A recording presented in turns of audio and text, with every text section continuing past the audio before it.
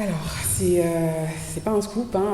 La nouvelle année, elle s'accompagne souvent des bonnes résolutions. Voilà. Donc, comme tout le monde, j'ai voulu, en cette fin d'année dernière, donc 2019, m'interroger sur les résolutions que je voulais prendre pour l'année 2020. Et en fait, dans mon cheminement avec le Seigneur, il a mis quelque chose dans mon cœur que je voulais vous partager ce matin. Ça a donné lieu au titre de ma prédication, Dieu exauce les prières, pas les souhaits. Et donc ce matin, on va parler de la prière. Donc, de manière générale, dans notre vie chrétienne, et particulièrement donc, au début de l'année, on a plein de souhaits. Et on décide souvent donc, de confier ses souhaits au Seigneur dans la prière. Et il arrive que ces souhaits, au cours de l'année après, soient exaucés. Donc certains sont exaucés, d'autres non. Et parfois, aucun de nos souhaits ne sont exaucés. Et ça peut créer de la frustration dans notre vie chrétienne, de voir que nos prières ne sont pas exaucées. Et je pense que ça nous est tous déjà arrivé de nous dire j'ai demandé, mais j'ai pas reçu. Et de ne pas comprendre pourquoi. Cette réflexion, moi, je me la suis faite. Et ce matin, j'aimerais qu'on se demande pourquoi, en fait. Pourquoi est-ce qu'on arrive à se dire j'ai demandé et j'ai pas reçu, en regardant ce que Dieu attend de nous, en fait, dans la prière. Et pour ça, on va lire un texte ce matin. Et le texte qu'on va lire, il s'inscrit donc dans le cadre du sermon sur la montagne, où Jésus, après avoir été tenté dans le désert, va donner en fait à son peuple la loi du royaume de Dieu. Et en fait, on va lire donc, dans Matthieu 6, les versets 7 à 13.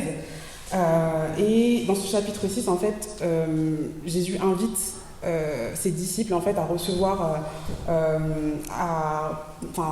il leur donne tout un tas de directives qui leur invitent à revoir en fait, la manière dont ils vivent leur relation avec Dieu en fait. Et il donne différentes directives sur différents domaines, dont la prière. Donc, ce qu'on va lire. En priant, ne multipliez pas les paroles comme les membres des autres peuples. Ils s'imaginent en effet qu'à force de paroles, ils seront exaucés. Ne les imitez pas, car votre Père sait de quoi vous avez besoin avant que vous le lui demandiez. Voici donc comment vous devez prier. Notre Père céleste, que la sainteté de ton nom soit respectée. Que ton règne vienne, que ta volonté soit faite sur la terre comme au ciel. Donne-nous aujourd'hui notre pain quotidien. Pardonne-nous nos offenses, comme nous aussi, nous pardonnons à ceux qui nous ont offensés. Ne nous expose pas à la tentation, mais délivre-nous du mal. Car c'est à toi qu'appartiennent, dans tous les siècles, le règne, la puissance et la gloire. Amen. Alors, Jésus nous a laissé cette prière parfaite qu'on a l'habitude de réciter, donc souvent le dimanche au moment de la Sainte Seine, on la connaît par cœur. Et ce matin, je voulais vraiment qu'on s'attarde dessus. Et donc, quand on lit le Notre Père, on compte qu'il y a 7 étapes dans cette prière. Donc on va les énoncer ensemble. La première, que notre Père, donc la sainteté de ton nom soit respectée, que ton règne vienne, que ta volonté soit faite sur la terre comme au ciel. Donne-nous aujourd'hui notre pain quotidien. Pardonne-nous nos offenses, comme nous pardonnons aussi à ceux qui nous ont offensés, et ne nous expose pas à la tentation. Donc il y a bien 7 étapes. Et je voudrais premièrement qu'on s'intéresse à la structure de cette prière. Ce qu'on peut voir dans la structure déjà, c'est que les 3 premières demandes, elles concernent Dieu. Donc, la sainteté de son nom soit respectée, que son règne vienne et que sa volonté soit faite. Donc ces 3 premières demandes concernent Dieu. Et les 4 dernières demandes concernent le besoin de celui qui prie, donc les nôtres en fait. Et cette structure, en fait, en premier lieu, elle nous donne un enseignement qui est présent partout dans la Bible et qui se retrouve en fait dans le verset donc, de Matthieu 6, 33. « Cherchez premièrement le royaume de Dieu et la justice de Dieu, et toutes ces choses vous seront données par-dessus. » Donc, quelle que soit en fait notre prière, Dieu en fait nous demande de premièrement chercher le royaume de Dieu et que ce soit la première chose que l'on désire dans notre vie. Et donc ça doit aussi donc, se transparaître dans notre manière de prier, donc le placer en premier. Et donc du coup, dans les étapes, la première chose qu'on est censé faire, donc, c'est de sanctifier le nom de Dieu. Donc moi, par rapport à cette idée de sanctifier le nom de Dieu, il y a quelque chose qui m'a beaucoup marqué au cours de mes études, c'est quand on a étudié donc, le livre Lévitique, c'est la notion justement de sainteté de Dieu. Je ne l'avais pas comprise jusque-là. Dans le cadre de l'Ancienne Alliance, Dieu voulait vraiment marquer une distinction en fait entre donc, l'Éternel et du coup le peuple. Et même au sein du peuple, il y avait une distinction au niveau des degrés de sainteté. Donc le peuple avait un code de sainteté qui lui était propre et les prêtres, donc ceux qui étaient amenés à être dans la présence de Dieu, avaient un code de sainteté qui était propre également et avec un degré supérieur à celui du peuple. Et en fait, c'était vraiment une manière de marquer en fait, à quel point Dieu était saint, en fait, tout simplement. Et parce que Dieu est saint, il ne peut pas être en présence du péché. On ne peut pas s'approcher de Dieu comme ça, en fait, en étant dans l'Ancien Testament, on parle d'impur. On ne peut pas s'approcher de Dieu en étant impur. Et les prêtres donc, de l'Ancienne Alliance, ils avaient en fait cette responsabilité de chercher en fait un niveau de sainteté bien supérieur à celui des autres parce qu'eux étaient amenés à être dans la présence de Dieu. Et la Nouvelle Alliance en Jésus-Christ, elle abolit en fait cette hiérarchie qu'il y avait dans le peuple. Et on est tous, au final, des prêtres, parce qu'on est tous amenés à être dans la présence de Dieu. Et en fait, du coup, on est tous amenés à rechercher ce haut niveau de sainteté parce qu'on rentre dans la présence de Dieu. Et souvent, dans la prière, en tout cas moi, ça a été mon cas, on a tendance à s'approcher de Dieu comme s'il était un distributeur. C'est-à-dire, oui Seigneur, j'ai besoin de ci, ça dans ma vie, voilà, exauce-moi. De but en blanc, même des fois, voilà, juste comme ça. J'énonce en fait ce que je veux et basta. Donc cette première étape, que la sainteté de ton nom soit respectée, elle est très importante parce qu'elle nous dit qu'on doit s'approcher de Dieu dans la prière avec révérence, en ayant conscience qu'on ne s'adresse pas à son égal en fait, et en ayant conscience de sa sainteté. Dieu veut qu'on reconnaisse en fait sa grandeur, sa supériorité, et qu'avant toute chose, en fait, avant de lui demander quoi que ce soit, on reconnaisse sa grandeur en fait, et tout ce qu'il a fait dans nos vies. Parce que si on peut le prier, c'est parce qu'il a renouvelé le souffle de vie, c'est parce qu'il nous a permis de nous lever le matin, parce qu'il nous a choisis, donc il a choisi de rentrer dans nos vies, et peut-être qu'il a même fait plein d'autres choses, peut-être qu'il nous a bénis dans nos familles, peut-être qu'il nous a bénis dans notre travail, et donc il nous demande avant tout de s'approcher de lui avec respect et avec reconnaissance. Ensuite, la prière donc, de notre Père nous invite à invoquer le règne de Dieu, que ton règne vienne. Alors, en tant que chrétien, on vit dans ce monde, mais dans l'attente du royaume de Dieu et donc du règne de Dieu. Mais parfois, dans nos prières, on est davantage tourné vers... on attend en fait la réalisation des choses de ce monde plus que le règne de Dieu. On va insister sur le fait qu'on a besoin de quelque chose là, maintenant, mais pas en le prenant dans le contexte où on attend le règne de Dieu, mais juste pour le voir se réaliser dans notre vie maintenant. Et ici, Jésus il nous rappelle qu'on ne vit pas dans l'attente des réalisations de ce monde, mais dans l'attente du règne de Dieu. Et donc le but de notre prière ne doit pas être de juste voir des réalisations, mais elle doit s'aligner en fait avec la volonté de Dieu pour que cette prière, elle soit pertinente en fait, par rapport justement à ce que Dieu a prévu pour nous. Et il y a une deuxième chose, c'est que Dieu, quand il nous a choisis et qu'on l'a accepté dans notre vie, il règne en fait en nous par son Saint-Esprit. Donc ce Saint-Esprit vit en nous. Et par cette prière et par cette étape, que ton règne vienne, on demande en fait au Saint-Esprit de vraiment prendre toute la place en nous, que le Saint-Esprit règne en fait à ce moment-là dans notre prière. Et le verset 8 du chapitre 6 de Matthieu nous dit « Ne leur ressemblez pas, car votre Père sait de quoi vous avez besoin avant que vous ne le lui demandiez. » Donc en fait, ce verset nous montre bien que peu importe ce qu'on va demander à Dieu, étant donné qu'il nous a créés, étant donné qu'il a vraiment façonné tout pour nous initialement, il sait déjà en fait ce dont on a besoin. Donc c'est pas ce qu'on va lui dire qui va changer les choses. Ce qu'il attend en fait, c'est que on s'aligne en fait sur sa volonté et ce qu'il a déjà prévu pour nous. Et ça nous amène à la prochaine étape, que ta volonté soit faite sur la terre comme au ciel. Donc on doit prier pour la volonté de Dieu dans notre vie. Parce qu'il sait mieux que nous ce dont nous avons besoin, nos prières ne doivent pas provenir de notre volonté, mais s'aligner en fait sur la sienne pour que on puisse manifester en fait sa volonté dans nos vies. On doit vraiment être dirigé dans notre prière par la pensée de Dieu. Et Romains 8, 26 nous dit « De même aussi l'Esprit nous aide dans notre faiblesse, car nous ne savons pas ce qu'il nous convient de demander dans nos prières, mais l'Esprit lui-même intercède par des soupirs inexprimables. » Donc, quand la prière est menée par le Saint-Esprit, on sait qu'elle est pertinente parce qu'elle répond en fait à sa volonté, parce que lui-même en fait met en nous la bonne prière. Et après, on a donc cette demande donne-nous aujourd'hui notre pain quotidien.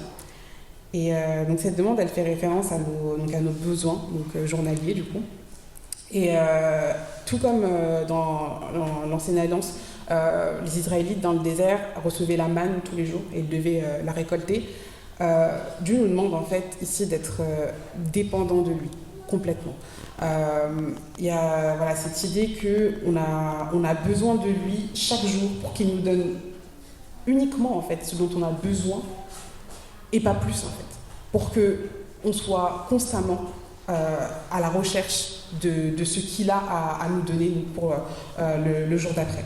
Et donc par cette prière en fait on affirme aussi notre foi en fait, parce que quand on lui dit « donne-nous aujourd'hui notre pain de ce jour », on affirme quelque part que il nous donnera en fait ce dont on a besoin. Et on sait en fait qu'il va assurer en fait, il va faire en sorte que l'on ait ce dont on a besoin, uniquement ce dont on a besoin pour ce jour. Et prier avec foi, c'est fondamental. Parce que il nous dit également dans sa parole en Matthieu 21, verset 22, « Tout ce que vous demandez avec foi par la prière, vous le recevez. » C'est une condition en fait sine qua non à l'exaucement et la réalisation de nos prières. Et donc la 6e étape nous dit donc pardonne-nous nos offenses, comme nous aussi nous pardonnons à ceux qui nous ont offensés. Pardon. Donc Dieu, en sacrifiant son Fils, il nous a offert vraiment l'ultime pardon, donc la rémission de nos péchés. Mais on ne vit pas encore dans le royaume de Dieu. Et donc du coup, on est toujours soumis donc, à notre chair et donc au péché. Et donc, on est amené à commettre des péchés. Et Dieu, en fait, il nous invite dans la prière tout simplement à demander pardon pour ces péchés. Et ça, c'est quelque chose qu'on a l'habitude, je pense, de faire. C'est quand même quelque chose qui est instinctif pour un chrétien, de demander pardon. Mais la deuxième partie, elle est importante. Comme nous aussi, nous pardonnons à ceux qui nous ont offensés. Matthieu 6, verset 14 à 15 nous dit « Si vous pardonnez aux hommes leurs offenses, votre Père Céleste vous pardonnera aussi. Mais si vous ne pardonnez pas aux hommes, votre Père ne vous pardonnera pas non plus vos offenses. » Et donc, Dieu nous dit clairement là que la prière, faire une prière ou demander pardon, c'est pas suffisant. Il attend de nous, en fait, qu'on respecte ses commandements. C'est pas le tout de venir de sanctifier son nom, de faire toutes les étapes, d'arriver au pardon, de lui dire oui Seigneur pardon parce qu'aujourd'hui j'ai fait ci, j'ai fait ça. Non, il nous demande aussi en fait en premier lieu tout simplement d'être obéissant, de respecter ses commandements pour que lui du coup tienne en fait ses promesses. 1 Samuel 15 verset 22 nous dit l'obéissance vaut mieux que les sacrifices. Donc avant d'essayer de faire quoi que ce soit pour être agréable à Dieu, respectons ses commandements en premier. Soyons obéissants. La 7e étape, c'est donc la prière contre la tentation et les attaques du malin. Je ne sais pas si vous vous souvenez donc, de cet épisode où Jésus donc, il est sur le mont des Oliviers et c'est juste avant sa crucifixion et il est pris d'une grande angoisse. Il se sent vraiment pas bien, il est triste et il demande en fait à ce moment-là à Dieu en fait d'annuler tout simplement son plan parce que voilà il le sent pas du tout. Je sais pas qui le sentirait mais voilà il est vraiment pas chaud du tout et à ce moment-là il demande quand même à Dieu d'annuler son plan parce qu'il est vraiment angoissé. Mais après, il retourne prier et il reconnaît en fait sa faiblesse devant Dieu. Et il lui dit, je reconnais ma faiblesse, mais que ta volonté soit faite. Voilà. Et si Jésus lui-même affaibli et qu'il a demandé en fait à Dieu de lui donner en fait la force et le courage dans l'épreuve, qui sommes-nous pour pas faire de même en fait. Vraiment, cette étape, elle nous demande en fait de reconnaître notre faiblesse devant Dieu et dans la prière de lui demander sa force plutôt que de compter sur la nôtre en fait. Quand on prie, Dieu attend de nous que vraiment on s'abandonne en fait et qu'on lui donne vraiment plein pouvoir pour que lui, parce que lui il peut, puisse agir. Donc protège-nous donc ne nous soumets pas à la tentation. Et la deuxième partie est délivre-nous du mal. On a conscience que Dieu a une volonté pour nos vies et donc Dieu a un agenda pour notre vie qu'il a planifié à l'avance. Et bien tout comme lui a un agenda, Satan également a un agenda pour nos vies. Et son agenda a principalement pour but de contrer en fait l'agenda de Dieu. Et parce qu'il planifie des choses, on doit déplanifier ces choses. Et quand est-ce qu'on fait ça? C'est dans la prière. Et donc avec cette étape-là, Dieu nous demande en fait de déprogrammer, en fait, de déplanifier tout ce que Satan a planifié dans nos vies. Et dans sa parole, il nous a donné en fait cette autorité.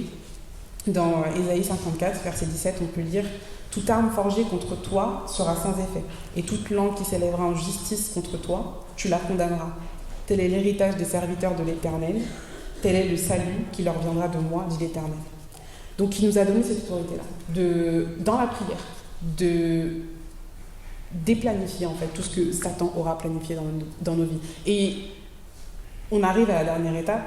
C'est important en fait de terminer nos prières par ça, en proclamant que toutes les choses que Dieu a prévues dans nos vies vont se réaliser et que toutes les choses en fait que Satan a prévues dans nos vies ne se réaliseront pas. Et vraiment de l'affirmer avec foi parce qu'on a cette autorité-là de contrer tout l'agenda en fait de Satan.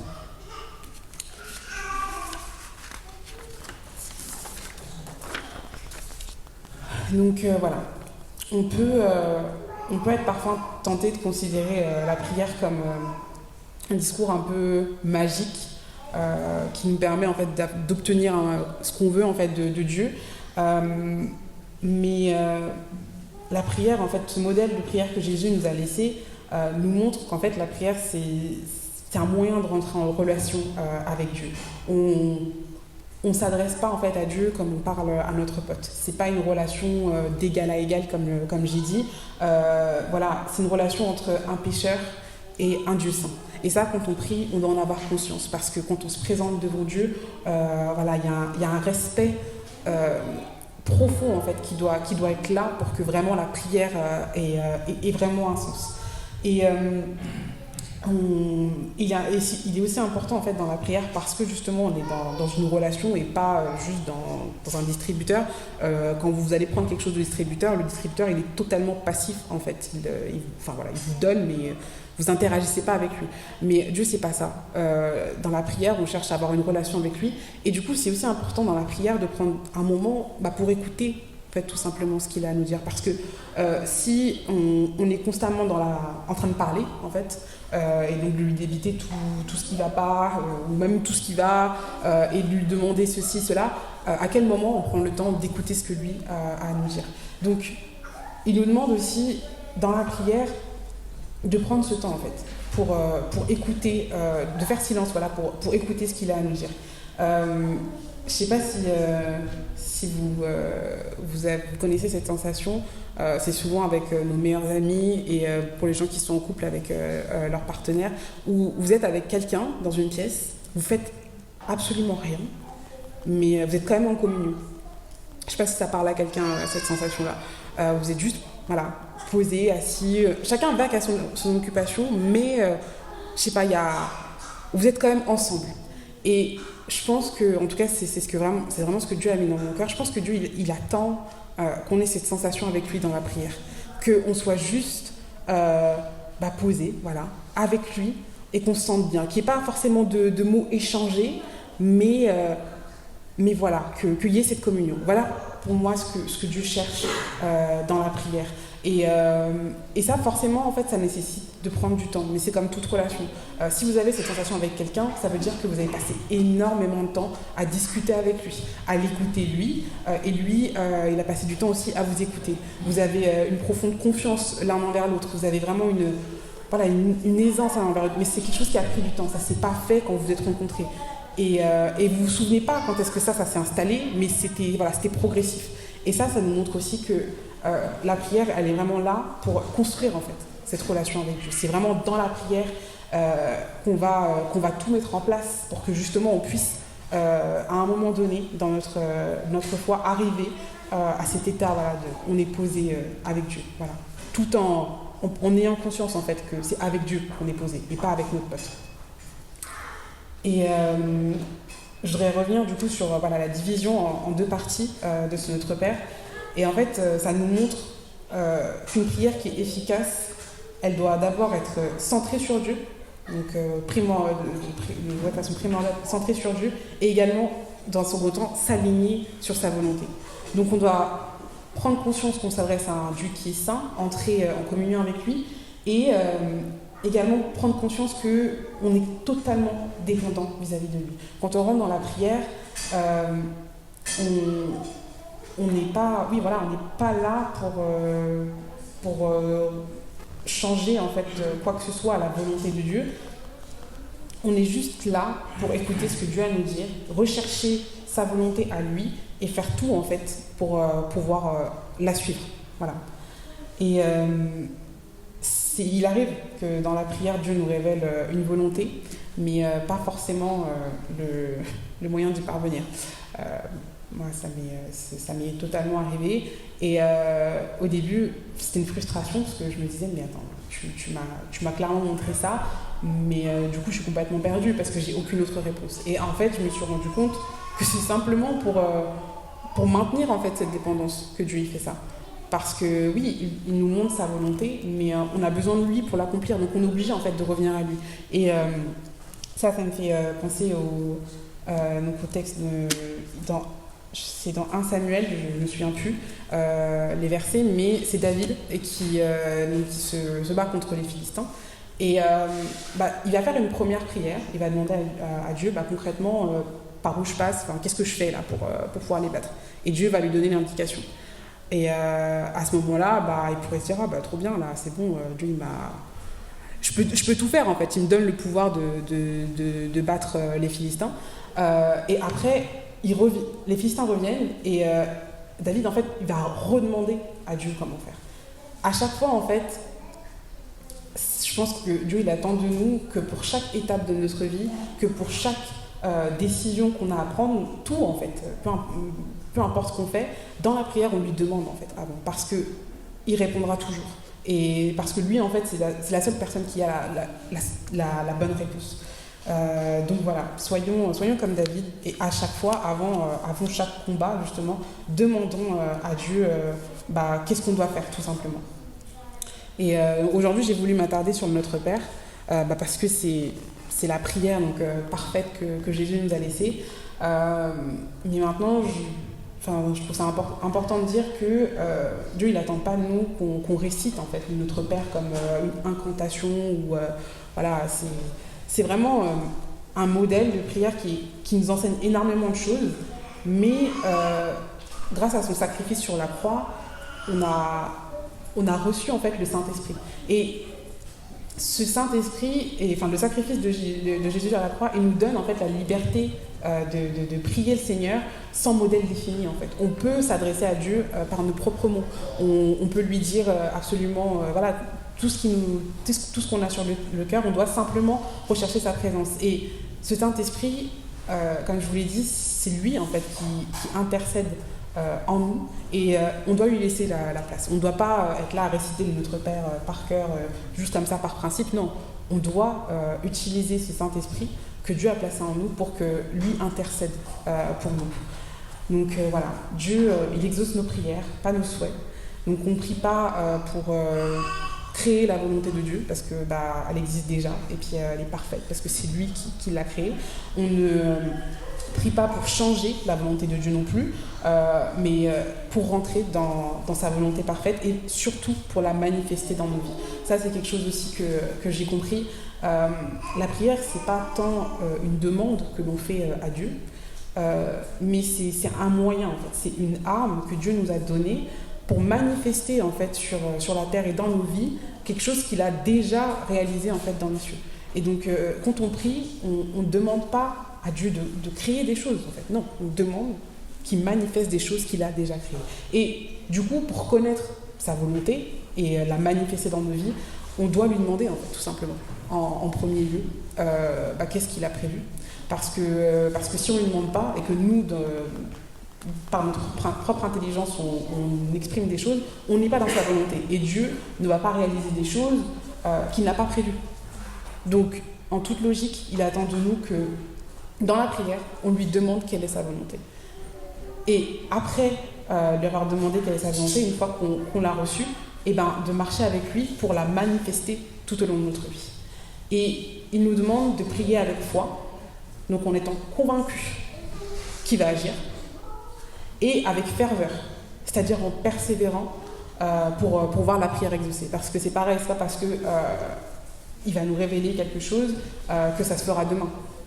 Le temps de Dieu n'est pas notre temps, et il attend de nous qu'on soit persévérants dans la prière. Donc si il nous a révélé quelque chose et que nous on est convaincus que c'est sa volonté, on prie tous les jours jusqu'à ce que ce soit exaucé. Donc voilà, la prière c'est vraiment une bénédiction et énormément de puissance dans la prière, et je pense que Dieu nous appelle vraiment à rechercher en fait la puissance de la prière, parce que par la prière il peut exaucer en fait des choses absolument incroyables dans nos vies, et donc se glorifier dans nos vies, et nous du coup on peut vraiment le glorifier à travers ça. Donc ce matin je vous invite vraiment à rendre grâce pour cette bénédiction, et dans la prière à constamment chercher Dieu et sa volonté. Amen.